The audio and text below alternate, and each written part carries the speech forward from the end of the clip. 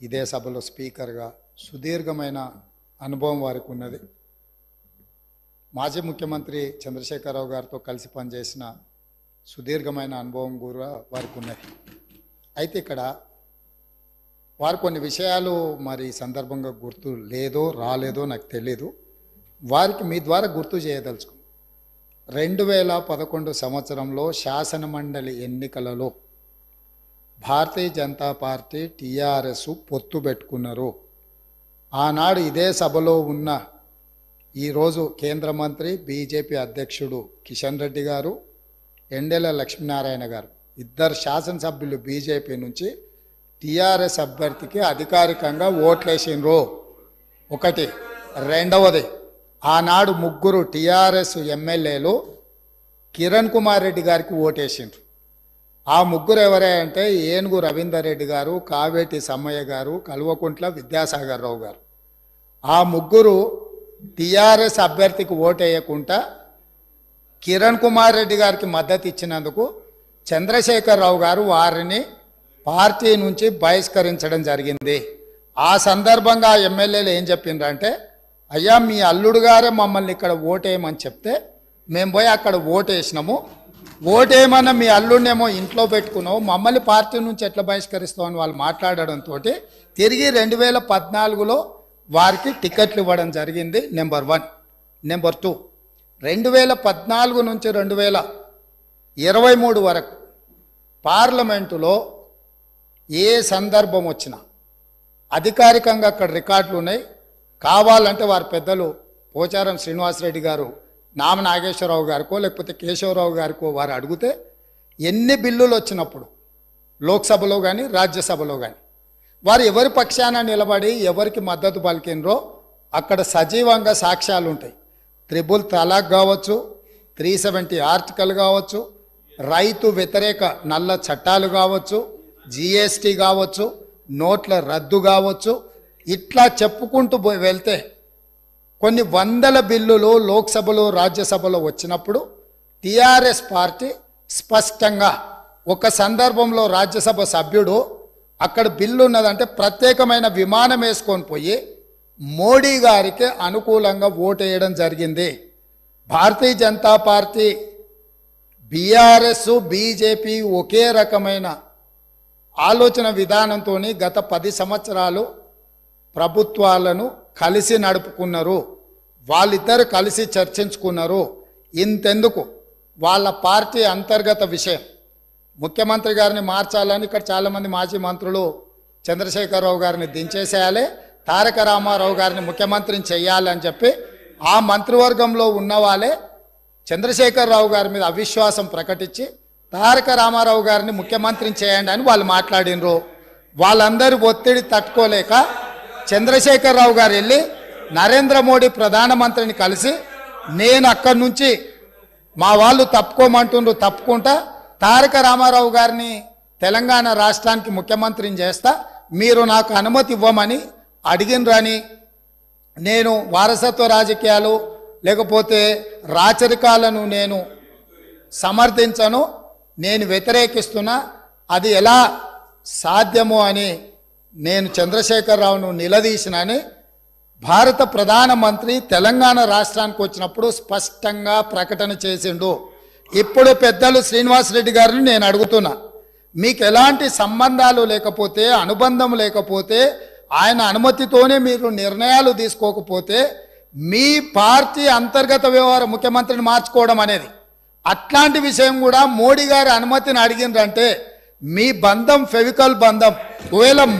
ఒకవేళ మీకు కేసీఆర్ గారు చెప్తుండ్రో లేదో వాస్తవాలు ఒక్కసారి ఇప్పుడు నేను చెప్పిన చరిత్రను మొత్తము వారు తెలుసుకోవాల్సిందిగా నేను కోరుతున్నా.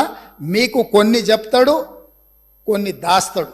కాబట్టి దాసినై మీకు ఒకవేళ ఎప్పుడైనా అనుమానం వస్తే మీరు ఎప్పుడైనా నన్ను అడగొచ్చు, స్వేచ్ఛగా వచ్చి కలవచ్చు. మిగతా వివరాలన్నీ కూడా నేను మీ దృష్టికి తీసుకొస్తా. ఈరోజు మనందరి గర్వకారణం తెలుగు బిడ్డ, తెలంగాణ బిడ్డ,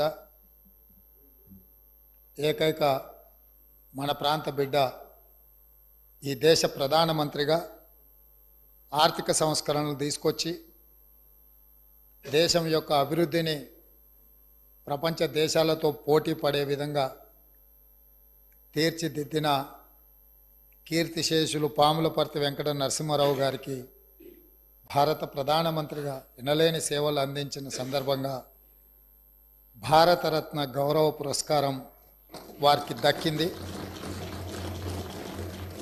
ఆలస్యమైన వారికి గౌరవం దక్కడం ఈ దేశ ప్రజలందరికీ కూడా గర్వకారణం.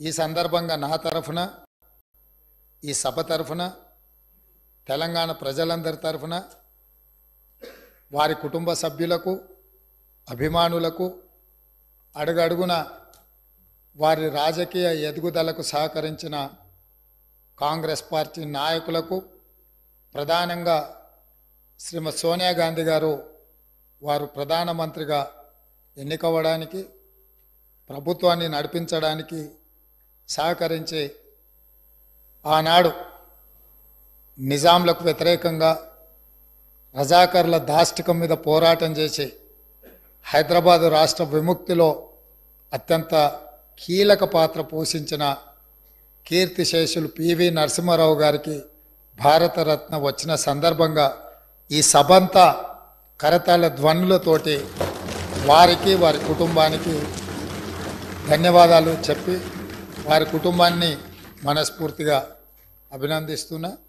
ఇది మన అందరికీ గర్వకారణం. ఈ సభ ద్వారా వారికి అభినందనలు తెలియజేస్తున్నా. అధ్యక్ష, గవర్నర్ గారి ప్రసంగానికి ధన్యవాదాలు తెలిపే తీర్మానాన్ని ప్రతిపాదిస్తూ వేముల వీరేశం గారు, సెకండర్ కింద ఎన్ఎం శ్రీనివాస్ రెడ్డి గారు సమర్థిస్తూ వారు ప్రసంగించడం జరిగింది. అదేవిధంగా ఈ చర్చలో బీఆర్ఎస్ పార్టీ నుంచి డాక్టర్ పల్లా రాజేశ్వర్ రెడ్డి గారు, భారతీయ జనతా పార్టీ నుంచి పాయల్ శంకర్ గారు, ఏఐఎంఐఎం నుంచి శ్రీ అక్బరుద్దీన్ ఓవైసీ గారు, సిపిఐ నుంచి కూనంనేని సాంబశివరావు గారు వివిధ అంశాలను ప్రస్తావిస్తూ వారు మాట్లాడినారు. గవర్నర్ గారి ప్రసంగానికి ధన్యవాదాలు తెలిపే ఈ చర్చలో పాల్గొంటూ ప్రధానంగా అధ్యక్ష, ఈ రాష్ట్ర ఏర్పాటు ప్రక్రియకు మీరు సజీవ సాక్షి. తెలంగాణ రాష్ట్రం, తెలంగాణ రాష్ట్ర సాధన క్రమంలో ప్రజల యొక్క ఆలోచన, ప్రజల యొక్క భాగస్వామ్యము ఇవన్నీ మనం కళ్ళారా చూసి మంత్రివర్యులుగా, ఎంపీపీగా ఉద్యమం జరుగుతున్న సందర్భంలో ప్రజలతో కలిసి మీరు, మనము అందరం ఆ రోజు తెలంగాణ రాష్ట్ర సాధనకు చేసిన ప్రయత్నం అంతా మీకు ఇంకా గుర్తుండే ఉంటుంది. మాకందరికీ కళ్ళ ముందు ఇంకా కదులుతూనే ఉంది.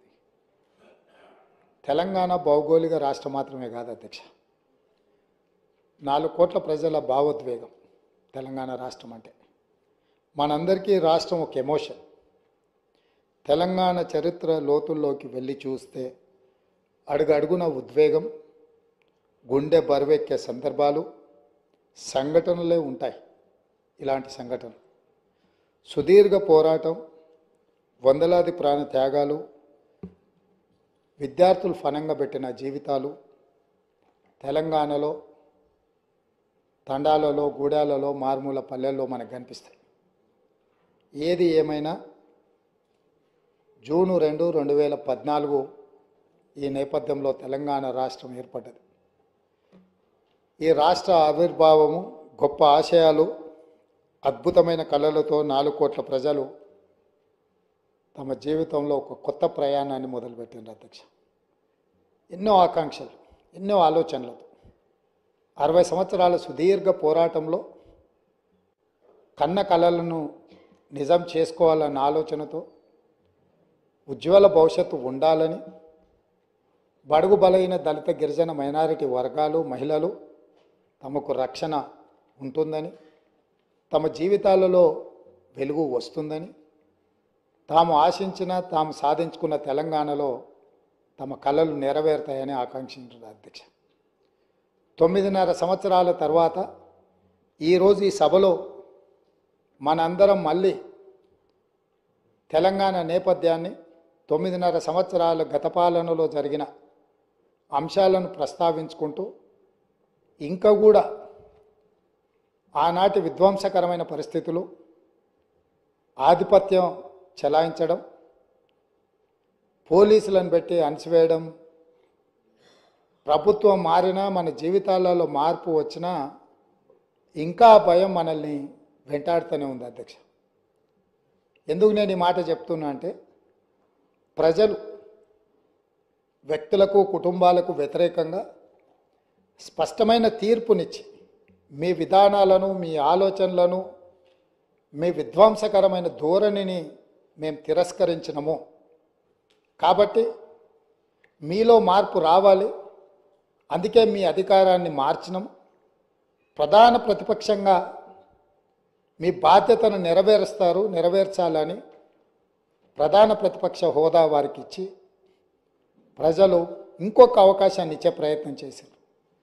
దురదృష్టవశాత్తు గవర్నర్ గారి ప్రసంగం రోజు ప్రధాన ప్రతిపక్ష నాయకుడు హాజరు కాలేదు.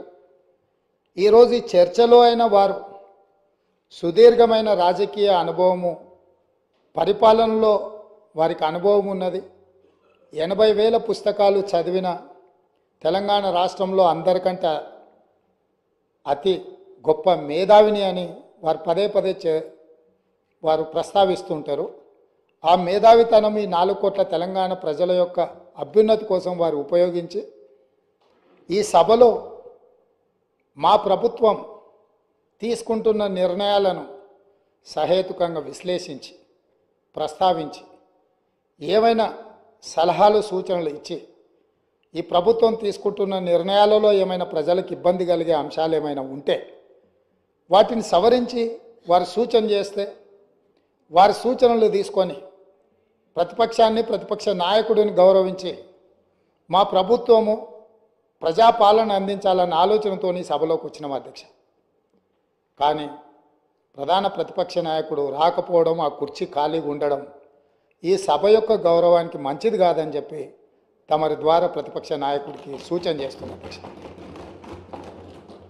మనల్ని అందరినీ ప్రజలు ఎన్నుకొని ఒకరిని పాలకపక్షంగా, ఇంకొకరిని ప్రతిపక్షంగా, మిగతా పార్టీలను కూడా ఆయా వర్గాల యొక్క గళాన్ని, బాధను వినిపించడానికి ఈ సభలోకి పంపించినప్పుడు మన యొక్క పాత్రలను బాధ్యతాయుతంగా నెరవేర్చాల్సిన అవసరం ఉన్నది. భవిష్యత్తులోనైనా ఆ దిశగా ఈ సభలో ప్రతిపక్ష నాయకుడు అడుగుడు వేయాలని నేను కోరుకుంటున్నాను, భావిస్తున్నాను అధ్యక్ష. ఏది ఏమైనా అధ్యక్ష, మేము ఈ రోజుకి దాదాపుగా డిసెంబర్ 7 నుంచి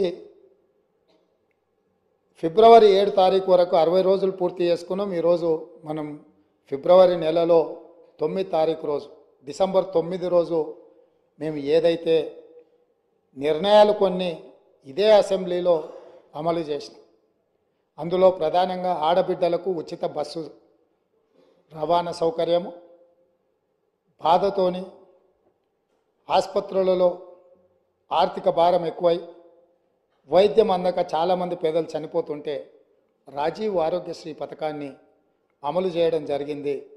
ఈ రోజుకు సరిగ్గా పథకాలు అమలు చేసి 2 నెలలు పూర్తి చేసుకుంటున్న సందర్భంలో ఈ పథకాలు అమలు చేయడానికి సహకరించిన నా మంత్రివర్గ సహచరులకు, మా శాసనసభ్యులందరికీ కూడా మనస్ఫూర్తిగా వారికి అభినందనలు తెలియజేస్తున్నా అధ్యక్ష.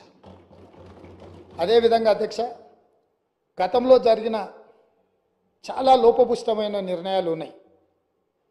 వాటిని సవరించుకుంటూనే వాటిని సరైన దిశగా తీసుకువెళుతూ ప్రజలకు ఒక మంచి పరిపాలన అందించాలని అహర్నిశలు ప్రతి నిమిషము మా ప్రయత్నం మేము చేస్తున్నాం అధ్యక్ష. ఇందులో భాగంగానే మొన్న జరిగిన క్యాబినెట్లో లేదా గవర్నర్ గారి ప్రసంగంలో కొన్ని ప్రధానమైన అంశాలను మేము పొందుపరచడం జరిగింది. నేను చూసిన డాక్టర్ పల్లా రాజేశ్వర రెడ్డి గారు మాట్లాడేటప్పుడు ప్రభుత్వం తీసుకున్న కొన్ని మంచి పనులను వారు అభినందిస్తారేమో అని, అదేవిధంగా ప్రభుత్వం తీసుకుంటున్న నిర్ణయాలలో ఏమైనా ఒకవేళ వాళ్ళ దృష్టిలో సవరించుకోవాల్సిన సూచనలు ఏమైనా ఉంటే వారు సూచన చేస్తారేమో అని నేను ఆసక్తిగా విన్నా అధ్యక్ష. కానీ వారు ఆ దిశగా మాట్లాడుతున్నట్టుగా లేదు. వాళ్ళ నాయకుడిని ఒప్పించడానికో మెప్పించడానికో మా మీద దాడి చేసినట్టుగానే వారు మాట్లాడుతున్నారు. పర్వాలేదు, వారు అదే వాళ్ళ విధానం అయితే ప్రజలు గమనిస్తూనే ఉన్నారు అధ్యక్ష. అందుకే అధ్యక్ష, ఈ సందర్భంగా మీ ద్వారా 4 కోట్ల తెలంగాణ ప్రజల ముందు కొన్ని అంశాలను నేను ప్రస్తావించదలుచుకున్నా. మా మంత్రివర్గంలో తీసుకున్న నిర్ణయాల మీద ప్రధానంగా తెలంగాణ ఉద్యమం సందర్భంగా ఏ వీధుల్లో చూసినా, ఏ వాహనం చూసినా, చాలామంది ఉద్యమకారుల గుండెల మీద కూడా టీజీ అని పచ్చబొట్టు పొడిపించుకున్న సందర్భాలు, ఉదంతాలు మనం చాలా చూసినాం.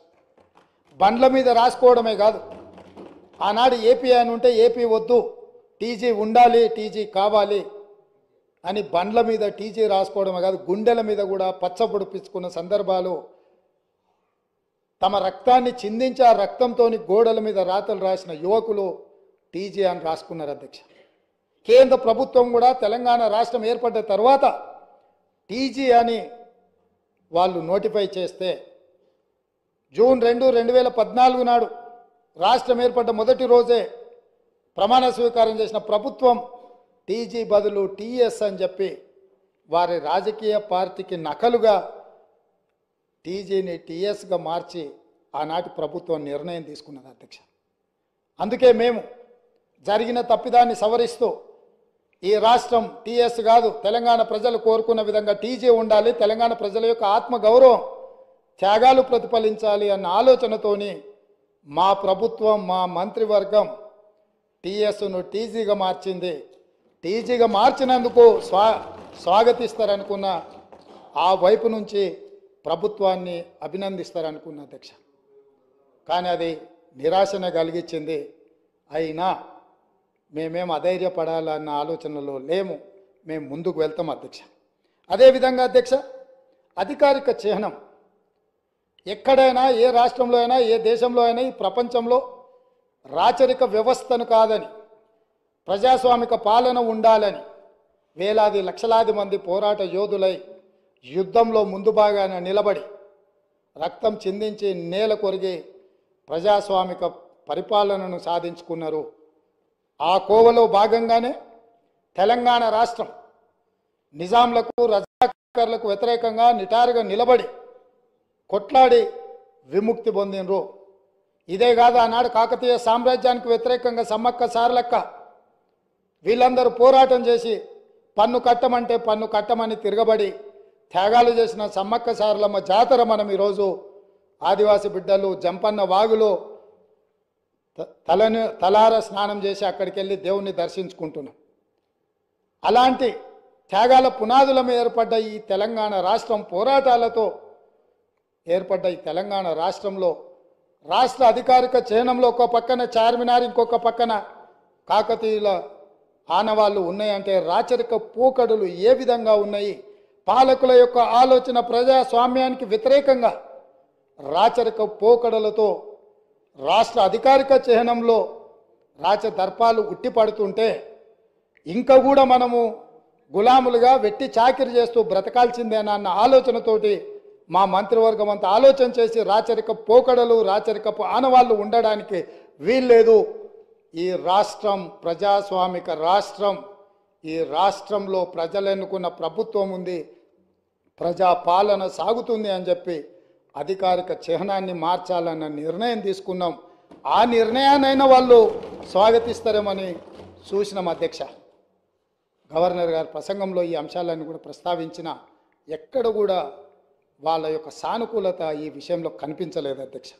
అదేవిధంగా అధ్యక్ష, మనమందరం తెలంగాణ బిడ్డలం, దళితులు, గిరిజనులు, బలహీన వర్గాలు, తండాలలో, గూడలలో, ఆదివాసీలు, అడవి బిడ్డలు, మైనారిటీలు, మహిళలు, మన అందరికీ తెలంగాణ తల్లి అంటే మన అమ్మ, మన అక్క, మన సోదరి.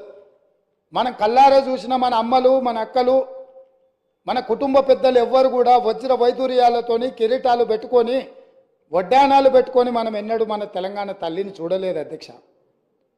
కొంతమంది రాజులు, రాచరిక పోకడులు ఉన్న వాళ్ళు గడిలలో ఉన్న పెత్తందారులు ఏమైనా కిరీటాలు పెట్టుకున్నారేమో, భుజకీర్తులు పెట్టుకున్నారేమో, నడుములకు వడ్డానాలు పెట్టుకున్నారేమో మాకు తెలియదు. కానీ మా అమ్మలు నడుము బిగించి కొంగు చాకలి ఐలమ్మలాగా పోరాటాలు చేసిన స్ఫూర్తి ఈ గడ్డ మీద ఉన్నది.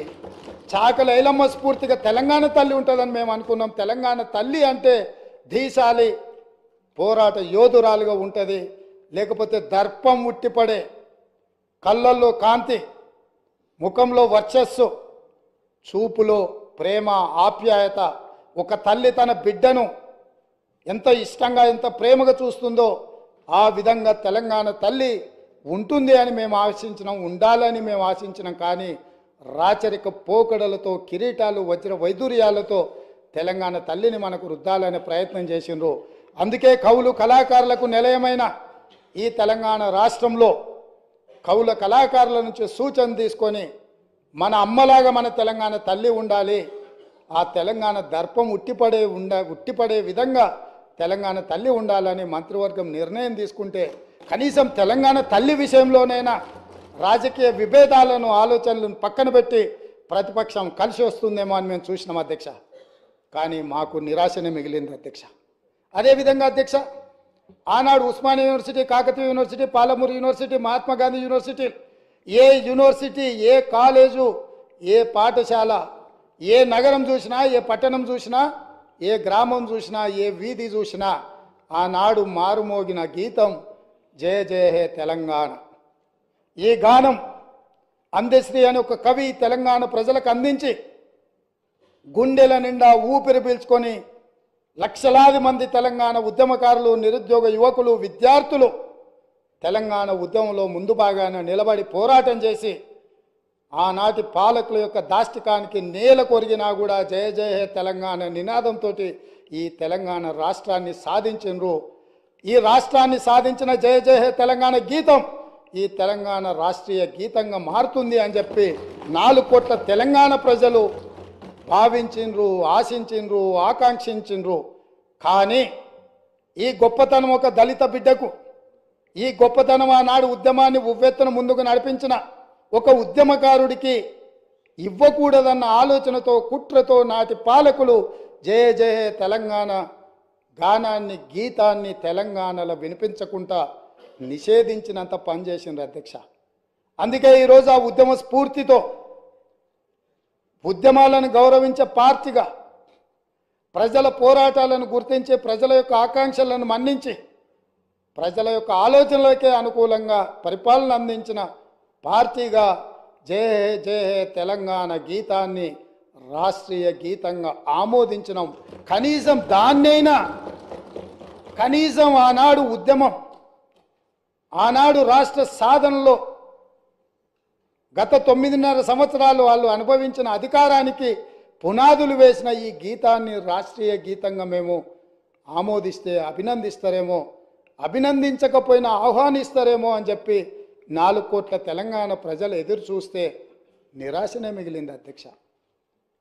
మేమేమన్నా అతిగా ఏమైనా ఆలోచన చేస్తున్నామా, అతిగా ఏమైనా ఆశిస్తున్నామా, లేకపోతే ఏమైనా అడగకూడని ఆశించింది ఏమైనా మేము ఆలోచన చేస్తున్నామా నాకైతే అర్థం కాలేదు అధ్యక్ష. మీరైనా మాకేమైనా మా ఆలోచనలో తప్పు ఉంటే మాకు సూచన చేయండి. ఇన్ని గొప్ప నిర్ణయాలు తీసుకున్న ఈ ప్రభుత్వాన్ని అభినందించడానికి ప్రతిపక్ష నాయకుడిగా వారక్కడ కూర్చొని ఈ ప్రభుత్వం ఈ మంచి చేసింది, ఈ మంచిని మేము ఆహ్వానిస్తున్నాం, ఈ మంచి జరగాల్సిందే, ఇగో ఈ పరిపాలనలో మీరు తీసుకున్న నిర్ణయాలలో ఈ లోపాలు ఉన్నాయి, ఈ లోపాలను మీరు మార్చుకోండి, ప్రజలకు మంచి పాలనను ఇవ్వండి అని ప్రధాన ప్రతిపక్ష నాయకుడు అక్కడ కూర్చొని సూచన చేసినుంటే వారి గౌరవం పెరిగేదే తప్ప వారి గౌరవం తగ్గదు అధ్యక్ష. ఆ కుర్చీ అట్లా ఖాళీగా కనిపించడం ఈ సభకి ఏమైనా శోభ తెస్తుందా అధ్యక్ష? ఎందుకు వారు అట్లా ఖాళీగా పెట్టి సభకు గైరాజరవ్వడం అనేది ఈ తెలంగాణ సమాజానికి ఏమైనా ప్రయోజనం ఉంటుందా అధ్యక్ష? మీరు ఆలోచన చేయండి. ఎందుకు అనంటే ఈ రాష్ట్రం మనది, ఈ ప్రాంతం మనది, ఈ నేల మనది, గాలి మనది, ఈ ప్రాంత అభివృద్ధి మనది. ప్రజాప్రతినిధులుగా మన బాధ్యతను నెరవేర్చాల్సిన అవసరం ఉంది.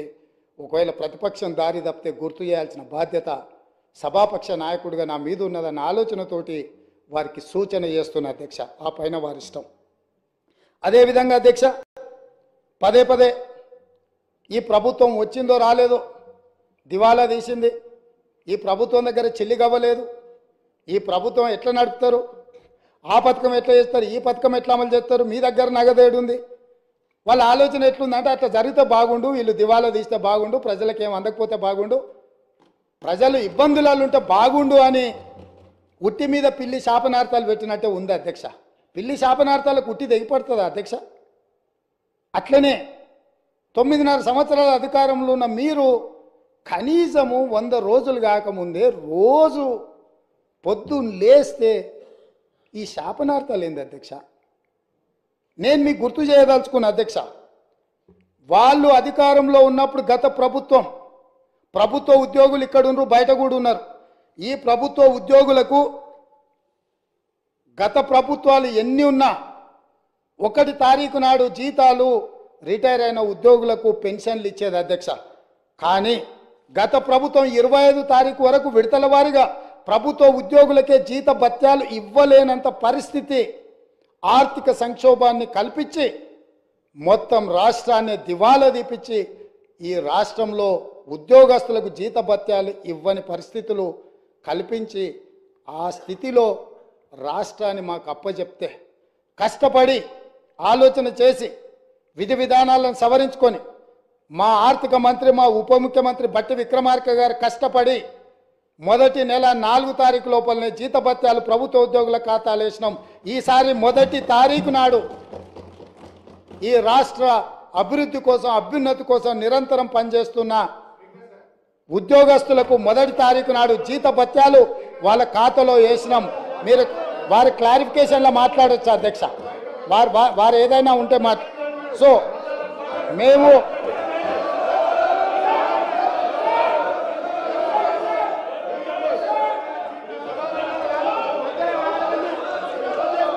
అధ్యక్ష దాదాపుగా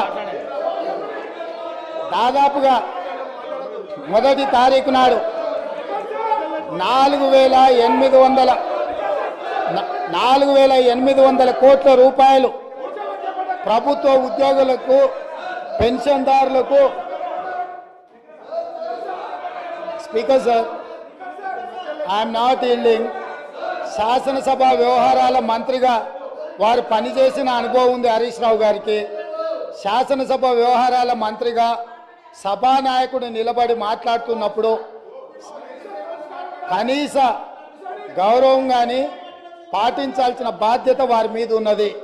కాబట్టి ప్రభుత్వ ఉద్యోగులకు, పెన్షన్దారులకు ఈ నెల 1 తారీఖు నాడు మేము జీత భత్యాలు వాళ్ళ ఖాతాలో వేసినాం అధ్యక్ష. కనీసం ఈ విషయమైనా వారు అభినందిస్తారేమని మేము ఆలోచన చేసినాం అధ్యక్ష. అయినా వాళ్ళకి మనసు రాలేదు అధ్యక్ష. ఎందుకంటే ప్రజాస్వామిక పరిపాలననే వాళ్ళకు నచ్చదు. కాబట్టి వాళ్లకు అభినందించాలన్న ఆలోచననే రాలేదు అధ్యక్ష. అదేవిధంగా పదే రైతు బంధు గురించి, రైతు బంధు పడలేదని, రైతులను నిజంగానే వీళ్ళు రాజులను చేసినట్టుగా ఇట్లాంటి మాటలతో ఇంకా భ్రమలు పెట్టాలనే ప్రయత్నం చేస్తారు అధ్యక్ష. ఈరోజు నేను మీకు గుర్తు చేయదలుచుకున్నా అధ్యక్ష, మీ ద్వారా వాళ్ళకు కూడా గుర్తు చేయదలుచుకున్నా. ఆర్థిక మంత్రి అక్కడనే ఉన్నాడు, లెక్కలు ఇక్కడనే ఉన్నాయి. ఈ లెక్కలన్నీ నేను చెప్తాను, కాదంటే వారి అవకాశం వచ్చినప్పుడు మీ అనుమతితో వారు మాట్లాడమన్నారు అధ్యక్ష.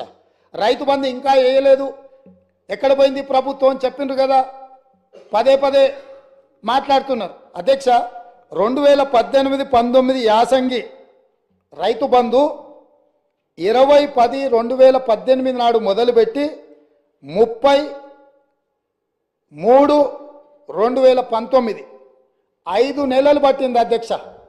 2018-19లో యాసంగి పంట రైతు బంధు డిసెంబర్ 10 నెలలు మొదలు పెడితే 19లో మార్చి 30 తారీఖు వరకు వేసింది అధ్యక్ష. 5 నెలలు పట్టింది వాళ్ళకు 2018-19లో రైతు బంధు వేయడానికి. వస్తున్నా ఎలక్షన్ ఇయరే కాదు, ఆ తర్వాత సంవత్సరాలు కూడా ఉన్నాయి, తొందర ఎందుకు. 19-20లో యాసంగి 28-1-2020 నాడు మొదలుపెట్టి 23-10-2020 9 నెలలు పట్టింది అధ్యక్ష. ఒక్క యాసంగి పంటకు రైతు బంధు వేయడానికి 9 నెలల ఆనాటి ప్రభుత్వం తీసుకున్నది అధ్యక్ష. వీళ్ళ చరిత్ర ఇక కరోనా వచ్చిందో ఇంకా మీ కర్మ కాలిందో నేనేం చెప్తా కానీ 2020-21 అధ్యక్ష 25/12/2020 నాడు మొదలుపెట్టి 22/4/2021 4 నెలలు పట్టింది అధ్యక్ష. 2020-21 సంవత్సరంలో యాసంగి పంట. 2022-23 అధ్యక్ష 21/12/2022 నాడు మొదలుపెట్టి 10/4/2023 4 నెలలు పట్టింది అధ్యక్ష. ఒకసారి అడుగుతున్నాం ఎన్నికలు అంటుండ్రు, రెండోసారి అడుగుతున్నాం కరోనా అంటుండ్రు, మూడోసారి అడుగుతున్నాం మా మామ చెప్పలేదు అంటున్నారు, నాలుగోసారి అడుగుతున్నాం అల్లుడు తిరగనికి పోయినని చెప్పేటట్టు అధ్యక్ష. ఎట్లా అధ్యక్ష మీ పరిపాలన స్పష్టంగా అధికారిక లెక్కలు ఈ రకంగా చెప్తుంటే మేము వచ్చిందే మొన్న 60 రోజులు కాలేదు, ఆల్రెడీ మేము క్లియర్గా చెప్పినాము 100 రోజుల్లో వాటిని పూర్తి చేస్తామని. అయినా అప్పుడే రైతు బంధు ఇవ్వలేదు అని గగ్గోలు పెట్టి రైతులను రెచ్చగొట్టాలన్న ప్రయత్నం చేస్తే రైతులేమన్నా అమాయకుల అధ్యక్ష? వాళ్ళకి తెలీదా ఎవరి చిత్తశుద్ధి ఏంది, ఎవరి ఆలోచన ఏంది, ఎవరు ఏం చేస్తుండ్రో, ఎవరు ఏ రకంగా వివరిస్తుండ్రో తెలీదా అధ్యక్ష? నిరంతర తాజా వార్తల కోసం మా D1 ఛానల్ని సబ్స్క్రైబ్ చేసుకోండి. Please like, share, subscribe D1 news channel.